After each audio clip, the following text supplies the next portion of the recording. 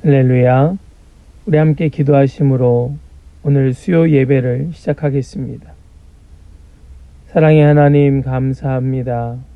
우리를 사랑하시되 죽기까지 사랑하시고 끝까지 포기하지 아니하시는 주님, 오늘도 겸손한 마음으로 주님 앞에 나와 함께 예배하는 우리 귀한 지체들 가운데에 이 시간 임재하여 주시고 주님의 마음을 부어주사 주님의 사랑 가운데 함께 찬송하며 더 깊이 주님을 만나는 우리 모든 복된 성도들 되게 하여 주시옵소서. 주여, 이 시간 우리의 마음을 주님 앞에 다 내어놓습니다.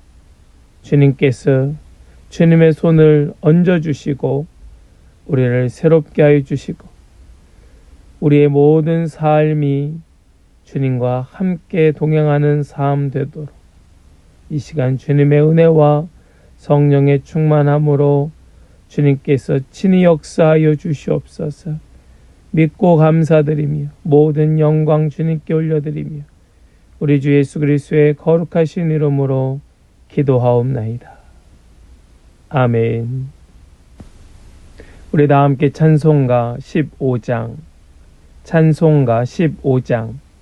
하나님의 크신 사랑, 우리 함께 찬송하길 원합니다. 찬송가 15장입니다.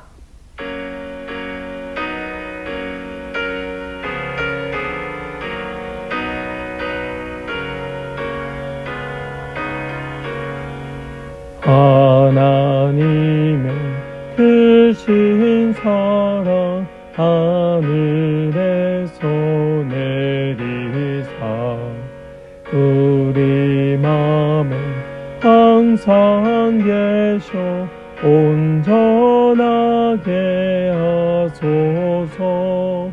우리 주는 자비하사 사랑 무한하시니 두려워서 떠는 자를 구원하여 주소서. 걱정 근심 많은 자를 성령 감화하시며 복과 은혜 사랑마다 평안하게 하소서. 처음과 끝이 되신 주님 항상 인도하셔서 마귀 유혹 받는 것을 속히 끊게 하소서. 전능하신 아버지여 주의 능력 주시고 우리 맘에 임하셔서 떠나가지 마소서. 주께 영광 항상 돌려 천사처럼 섬기며 주의 사랑 영영토록 찬송하게 하소서.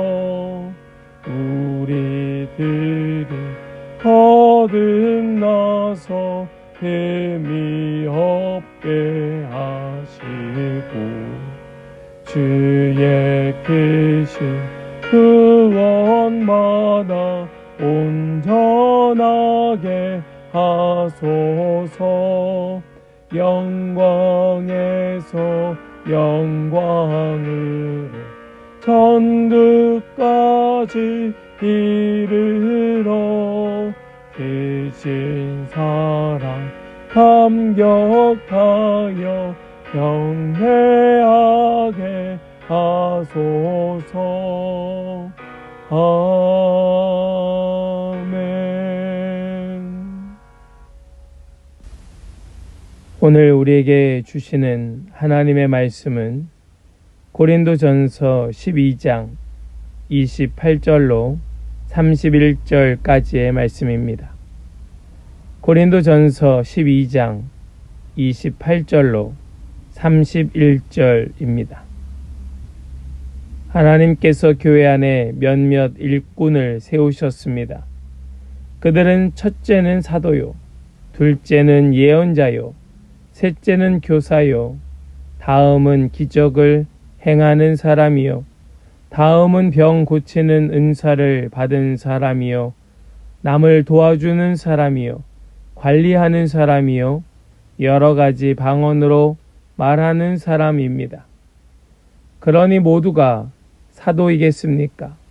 모두가 예언자이겠습니까? 모두가 교사이겠습니까? 모두가 기적을 행하는 사람이겠습니까? 모두가 병 고치는 은사를 받은 사람이겠습니까? 모두가 방언으로 말하는 사람이겠습니까? 모두가 통역하는 사람이겠습니까? 그러나 여러분은 더 큰 은사를 열심히 구하십시오. 이제 내가 가장 좋은 길을 여러분에게 보여드리겠습니다. 아멘. 살아계신 하나님의 말씀입니다. 아멘. 할렐루야. 오늘도 우리에게 말씀하시는 주님을 찬양합니다. 오늘 우리 이 수요 예배 가운데 우리 하나님께서 우리를 사랑하사 말씀하여 주실 때에 말씀을 깊이 새기고 꽉 붙드는 그런 은혜가 있기를 간절히 소망합니다. 우리 말씀을 시작하면서 먼저 누가복음의 말씀을 살펴보기를 원합니다. 누가복음 10장 27절 말씀입니다. 누가복음 10장 27절 말씀 제가 읽겠습니다. 내 마음을 다하고 내 목숨을 다하고 내 힘을 다하고 내 뜻을 다하여 주 너의 하나님을 사랑하여라 하였고 또 내 이웃을 내 몸과 같이 사랑하여라 하였습니다. 아멘. 우리 예수님께서 우리에게 말씀하신 명령입니다. 하나님께서 우리를 어찌 사랑하시는지 그것을 너무나 잘 알고 계셨던 예수님께서는 하나님을 사랑하고 또 하나님께서 우리를 사랑하셨던 것처럼 내 이웃을 사랑하는 것이 성도의 사명이고 실천해야 될 윤리 강령이다 말씀하여 주셨습니다. 또 요한복음 13장 말씀을 보니까 이렇게 말씀하지요. 요한복음 13장 34절과 35절의 말씀입니다. 이제 나는 너희에게 새 계명을 준다. 서로 사랑하여라. 내가 너희를 사랑한 것 같이 너희도 서로 사랑하여라. 너희가 서로 사랑하면 모든 사람이 그것으로써 너희가 내 제자인 줄을 알게 될 것이다. 아멘. 예수님께서 말씀하신 새 계명은 우리 모든 그리스도인들의 최고의 덕목입니다. 반드시 기억하고 실천해야 될 놀라운 은혜의 말씀이지요. 우리는 하나님과 예수님의 사랑을 받았습니다. 동시에 우리의 자의이든 타의이든 우리는 사랑의 은사를 받았다고 생각해야 할 것입니다. 사랑의 은사를 깨닫고 실천하는 성도를 우리 하나님께서도 사랑하여 주시는 줄 믿습니다. 우리 오늘 이 말씀이 무슨 뜻인가? 이 말씀이 어떤 의미인가? 함께 나눌 때에 우리 가운데에 사랑에 대한 분명한 개념과 또 실천 방안들이 잘 정리되고 깨달아지고 또 삶으로 살아내지는 모든 성도들 되시기를 간절히 축복합니다. 먼저 사랑이라고 하는 이 큰 계명에 대하여 우리 함께 그 개념을 좀 이해해 보기를 원합니다. 예수님께서 십자가의 고난을 앞두시고 예루살렘에서 사람들을 가르치셨습니다. 예수님께서는 끝까지 가르치시는 분이었죠. 그때에 항상 수많은 군중들이 예수님을 둘러 진치고 있었습니다. 그때 한 바리새인들이 군중을 헤집고 들어와서 한 율법 교사가 예수님께 이렇게 이야기합니다. 선생님, 내가 무엇을 하여야 영생을 얻겠습니까? 내가 어떻게 하여야 영생을 얻을 수 있습니까? 그때에 예수님께서는 그에게 다시 물으십니다. 율법에 무엇이라고 기록하였으며 너는 그것을 어떻게 읽고 있느냐? 예수님께서 되물으시지요. 그러니까 예수님께서는 너가 아는 것이 무엇이냐? 너가 바르게 알고 있느냐? 라는 것을 물으시며 확인하셨던 것입니다. 그러자 이 율법교사는 너무나도 당당하게 말합니다. 내 마음을 다하고 내 목숨을 다하고 내 힘을 다하고 내 뜻을 다하여 주 너의 하나님을 사랑하여라 하였고 또 내 이웃을 내 몸과 같이 사랑하여라 하였습니다. 라고 대답합니다. 정말 정확한 답, 빈틈없는 답이었습니다. 그러나 이런 질문을 하였던 율법교사는 진실로 영생을 얻고자 함이 아니었습니다. 도리어 예수님을 시험에 빠뜨리기 위하여 너무나도 음흉한 수작을 부리고 있었던 것입니다. 말씀을 아는 것 같지만 전혀 말씀을 깨닫지 못하는 자의 말, 그저 헛소리였을 뿐입니다. 유대인들은, 바리새인들은 모세의 십계명 외에도 613개의 율법 조항을 가지고 있었습니다. 이것을 다 지키며 사람들에게도 이것을 지키기를 권하였습니다. 명하였습니다. 그 중에 특별히 약 240여 개, 250개 정도의 율법 조항을 더욱 중요히 여겨서 반드시 지키게 함으로써 사람들을 율법의 올가미에 꽁꽁 묶어놓고 꼼짝도 못하게 하였습니다. 그들의 관례들, 그들이 지금까지 살아왔던 장로의 유전들, 이러한 것들이 다 이러한 율법의 조항들에 들어가게 되었습니다. 만일 이 율법 조항 중 어느 것이 크다고 혹은 작다고 말하면 이것은 율법 자체를 모독한 것이 되어서 큰 곤욕을 치르게 되어 있었습니다. 이 함정과도 같은 것이죠. 예수님께서는 그들의 속내를 너무나 잘 알고 계셨습니다. 그러나 그들의 속내를 알고 계시면서도 예수님 하시는 말씀은 이러하였습니다. 내 마음을 다하고 내 목숨을 다하고 내 뜻을 다하여 주 너의 하나님을 사랑하여라 하였으니 이것이 가장 중요하고 으뜸 가는 계명이다. 둘째 계명도 이것과 같은데 내 이웃을 내 몸과 같이 사랑하여라 한 것이다. 아멘. 예수님께서도 앞에 이 율법 교사가 대답한 것과 전혀 다르지 않은 그런 대답을 하고 계셨습니다. 여러분, 이것이 놀라운 일입니다. 이것이 특별한 일이에요. 하나님의 섭리는 참으로 놀랍습니다. 주님을 반대하고 주님께서 하시는 일을 시험하여 괴롭게 하는 자들의 못된 계획을 통하여 주님은 오히려 깊고 오묘하신 말씀을 이끌어내어 선포하고 계셨던 것입니다.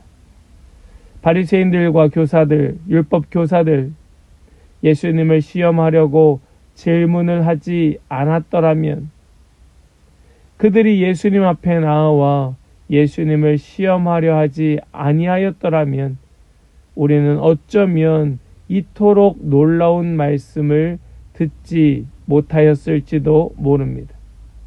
우리는 여기에서 하나님의 마음, 주님의 그 뜻을 깨닫게 됩니다. 특별히 오늘 말씀 속에서 이 사랑이라고 하는, 사랑의 의미라고 하는 것에 대하여 다시 생각하게 됩니다. 오늘 예수님께서 하신 말씀 속에서 이 사랑을 두 가지로 이해하면, 첫 번째는 먼저 된 것은 하나님 사랑이요, 그 다음은 이웃 사랑입니다. 이것이 사랑의 가장 기본되는 그 핵심이고 마음의 중심인 것이죠. 모든 사랑은 이 두 가지로 정리되는 것입니다. 하나님 사랑, 이웃 사랑. 그런 의미에서 율법과 도덕의 완성은 사랑인 것입니다. 우리는 율법을 말할 때에도, 도덕을 말할 때에도, 또 여러 가지 교회 안에서의 삶을 살아가는 신앙생활에 있어서도 가장 중요한 것은 무엇인가? 그것은 사랑이어야 하는 것입니다. 이 두 가지 사랑의 계명은 마치 자전거의 앞바퀴와 뒷바퀴와 같고, 날아가는 새의 오른쪽 날개와 왼쪽 날개와도 같습니다. 이것은 서로 뗄래야 뗄 수 없고, 이것은 갈라놓고 이해할 수 없는 개념인 것입니다. 그것이 하나님 사랑이고 이웃 사랑입니다. 하나님을 사랑하는 사람이 그 사랑으로 이웃을 사랑하는 것이고, 하나님의 사랑을 받은 자가 진정으로 이웃을 사랑하게 되는 것입니다. 하나님의 사랑을 알지 못하고 이웃을 사랑할 수 없으며, 하나님의 그 사랑 가운데로 나아가기를 힘쓰지 않고서는 도저히 이웃사랑의 삶을 이해할 수 없는 것입니다. 이것은 한 몸인 것이에요. 이웃을 사랑하는 사람이 하나님을 사랑하는 것이고, 이웃을 사랑하지 않는 사람은 하나님을 사랑하지 않는 것입니다. 자기 이웃을 사랑하지 못하면서 하나님을 사랑한다고 하는 사람은 거짓말하는 사람이라고 성경은 말씀하고 있습니다. 하나님을 사랑하는 마음으로 우리 이웃을 사랑하고, 또 우리 이웃을 사랑하는 그 마음이 바로 하나님의 사랑임을 우리는 증거하며 증명해 보여야 하는 것입니다. 우리는 이런 마음을 가지고 하나님과 또 이웃에 대한 사랑을 조금 더 이해해 보려 합니다. 먼저 하나님의 사랑에 대하여 함께 나눌 때에, 이 하나님의 사랑, 하나님을 사랑하는 것이 무엇인가? 그것은 하나님의 사랑이라고 하는 그 첫 번째는 바로 예배와 경배입니다. 하나님께서 우리에게 가장 바라시는 것은 무엇인가? 그것은 하나님을 예배하는 것입니다. 하나님을 예배하는 것, 하나님께 나아와 하나님을 만나는 것입니다. 하나님을 만나는 것이 하나님을 향한 예배입니다. 우리가 명절 때가 되면 고향을 찾아가 가족을 만나게 되지요. 특별히 우리는 이민자의 생활을 하기에 우리가 가족을 만난다는 것이, 한국에 있는 가족을 만나는 것이 쉽지 않지만은, 항상 명절이 되면 방문하여 부모님을 뵙고 가족을 만나게 됩니다. 그러면 부모님은 기뻐하시는 것이죠. 그것이 바로 예배의 본질입니다. 우리가 하나님께 나아가 하나님을 만나는 것, 하나님을 만나는 것이 하나님을 기쁘시게 하는 것이고, 그것이 바로 예배요 경배인 것이에요. 우리가 하나님을 만나지 못한다면, 하나님을 만나고 하나님과 함께하지 않는다면 그것은 절대로 예배가 될 수 없고 하나님을 사랑한다 말할 수 없다는 것입니다. 하나님을 사랑하십니까? 하나님을 만나십시오. 하나님을 사랑하십니까? 하나님을 예배하십시오. 이것이 하나님 사랑의 가장 근본이요 가장 중심인 줄 믿습니다. 내가 하나님을 사랑한다. 그것은 하나님을 예배하는 것이다. 하나님을 만나는 것이다. 두 번째로 하나님을 사랑한다고 하는 것은 바로 기도와 찬양입니다. 하나님은 우리가 기도하는 것을 참 기뻐하십니다. 왜냐하면 그 기도를 통하여 하나님께서는 하나님의 마음을 우리에게 알려주시기 때문입니다.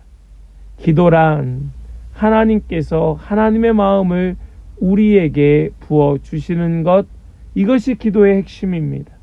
내가 원하는 것을 그저 알려드리는 것, 통보하는 것이 결코 기도가 아니고, 기도의 핵심은 하나님께서 하나님의 뜻을, 하나님의 마음을 우리에게 주시는 것, 이것이 기도의 핵심이에요. 그리고 우리는 그 하나님의 뜻을 깨닫고 하나님을 찬송하게 되는 것입니다. 이것이 바로 뗄 수 없는 기도와 찬양의 관계예요.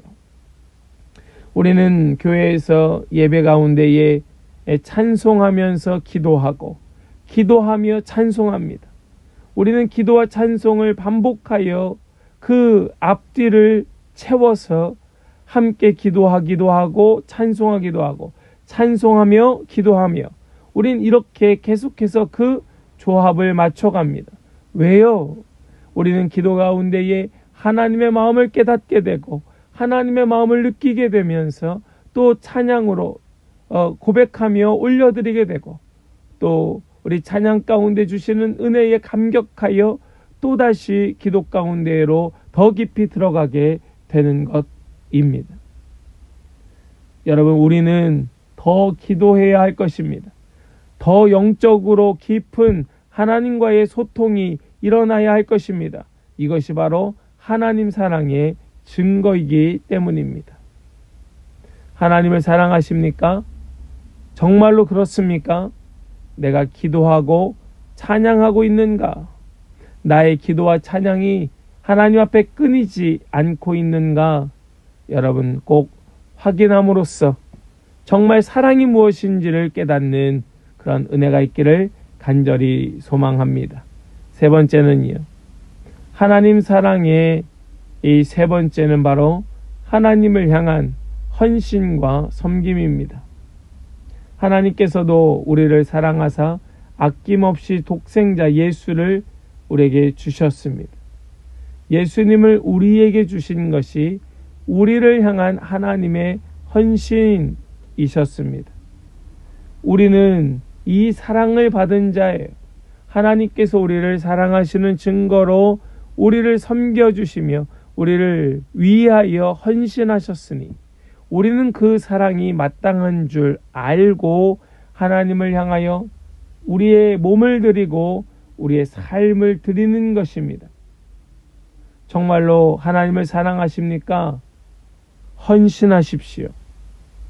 죽기까지 우리를 위하여 그 생명을 다하셨던 것처럼, 우리를 위하여 모든 것을 내어 주셨던 것처럼 하나님을 사랑하신다면 헌신하십시오. 하나님을 사랑하신다면 마음껏 섬기십시오. 그것이 내가 마음에 부담되고 싫다면 하나님을 사랑하시지 않는 것입니다. 우리 주님께서 무엇이 부족하여 우리의 헌신을 요구하시겠습니까? 우리의 헌신을 필요로 하시는 분이 아니지요. 그럼에도 불구하고 하나님께서 우리에게 헌신을 요구하시는 까닭은 바로 그것이 사랑의 증거이기 때문입니다. 하나님을 사랑하십니까? 그리고 하나님의 더 큰 사랑을 원하십니까? 그렇다면 하나님 앞에 헌신하며 섬기기를 다하는 그런 성도들 다 되시기를 간절히 바랍니다. 이것이 바로 하나님 사랑의 증거이고 하나님 사랑의 그 의미입니다. 하나님 사랑, 그것은 바로 예배와 경배이다. 또한 기도와 찬송이다. 그리고 헌신과 섬김이다. 이것이 사랑의 개념이에요. 이것이 사랑의 개념입니다. 그렇다면 이웃사랑은 무엇일까요? 우리 다시 누가복음의 말씀을 잠깐 보시면 내 마음을 다하고 내 목숨을 다하고 내 힘을 다하고 내 뜻을 다하여 주 너의 하나님을 사랑하여라 하였고 또 내 이웃을 내 몸과 같이 사랑하여라 하였습니다. 율법교사가 이렇게 예수님께 말씀하고 있을 때 예수님께서 이렇게 말씀하십니다. 이렇게 반문하세요. 그러면 내 이웃이 누구인가? 내 이웃이 누구인가? 정말 이것은 기가 막힌 말씀입니다. 어쩌면 이 율법 교사는 그 하나님의 말씀을 그저 지식적으로 달달 외우면서 교과서적으로 예수님께 떠들고 있었는지도 모릅니다. 그러나 예수님께서 그러면 내 이웃이 누구인가? 라고 물을 때에 그들은 아마도 뒤통수를 맞은 것처럼 어안이 벙벙하였을 것입니다. 성전에서 율법을 가르치는 율법 교사가 자신의 이웃이 누구인지 모른다면 말이 되겠는가? 성경을 가르치는 자가 그것에 대하여 뭐라 할 말이 없다면 그것이 바로 위선자가 아니고 누구란 말인가? 자신의 이웃이 누구인지 몰라서 예수님께서 그들에게 묻고 계신 것이 아니라 어쩌면 그들은 스스로 자신의 이웃을 회피하고 있었는지 모릅니다. 즉 무슨 말씀입니까? 예수님께서 내 이웃이 누구인가? 그렇다면 너의 이웃은 누구란 말인가? 라고 물으셨을 때에 그들은 이웃이 누구인지 정말 몰라서 그 대답을 머뭇하였던 것이 아니고 이웃이 누구인가 말하는 것이 그것을 하기 싫어서 그 대답을 하고 싶지 않아서 회피하고 있었다라는 것입니다. 알고도 모른 척하는 죄보다 더 큰 죄는 없는 것이에요. 우리 이 법 중에 법률 용어 가운데에 미필적 고의라는 말이 있습니다. 이 미필적 고의라고 하는 것은 무엇인가? 그것은 어떤 행위가 어떤 범죄의 결과로 발생할 가능성이 있음을 알면서도 그 행위를 하는 것을 미필적 고의라고 말합니다. 누군가 범죄하려 합니다. 그것을 알고 있습니다. 그것을 알면서도 내버려 두는 것, 이것이 미필적 고의이지요. 그 반대는 어떠할까요? 그가 그런 행동을 하여야 함에도 불구하고 그 행동을 하게끔 하지 않고 내버려 두는 것도 역시 미필적 고의일 것입니다. 즉 이웃사랑이라고 하는 개념은 바로 이렇게 접근되는 것이에요. 뻔히 그 사람을 내버려 두었다가 그 사람이 하는 행위가 범죄로 이어진다거나 혹은 그 사람의 그 행위를 하지 않는 것이 이웃사랑으로 나타나지 않을 때에 우리는 마땅히 그를 가르쳐서 사랑의 행위로 나타나도록 범죄하지 아니하고 그 사랑을 실천하도록 하는 것이 그것이 올바른 사랑의 행위라는 것입니다. 우리 이웃과의 삶에도 이것은 동일하게 드러납니다. 우리 이웃이 헐벗고 가난한 것을 보면서도 아무런 행위를 하지 않는 것, 이것을 내버려 두는 것이 바로 미필적 고의가 되는 것이고 또 그렇게 가르쳤음에도 불구하고 그 행위를 따르지 않는 것은 바로 범죄로 이어지는 것입니다.